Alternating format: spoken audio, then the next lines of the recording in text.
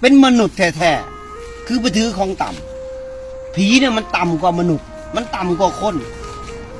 เป็นยังมันถึงเป็นผีได้เป็นยังมันถึงเป็นผีเปรตได้บุคคลนั้นบ่มีศีลบ่มีธรรมตายไปเป็นผีเปรตเข้าใจบอกตอนมีชีวิตอยู่บ่เคยเฮ็ดบุญมีแต่หลักมีแต่ขโมยมีแต่ปล้นของเขามามีแต่ความอยากตายไปเลยเป็นผีเปรตแล้วก็ไปสิงร่างคนที่ว่าบ่มีศีลบ่มีธรรมจิตอ่อนสิงไปปุ๊บจะจำปุ๊บมันก็เศร้าปุ๊บเจ้าก็เชื่อว่าในผีมีจริงแม่นบอกย้อนยังมันถึงสิงได้ย้อนว่าจิตผู้นั้นบ่เคยรักษาศีลบ่เคยฝึกสติจิตอ่อนแอมันก็เลยสิงได้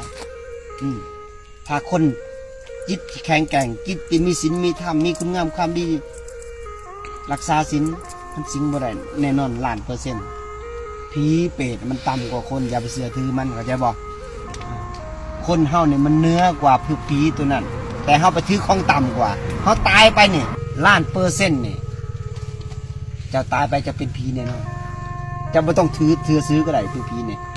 นี่ตัวที่เจ้าสิเป็นโซดาบันเป็นเทวดาเนี่ยเจ้ารักษาศีลบำเพ็ญเพียรภาวนาเนี่ยมันสูงกว่าผีเนี่ยเข้าใจบ่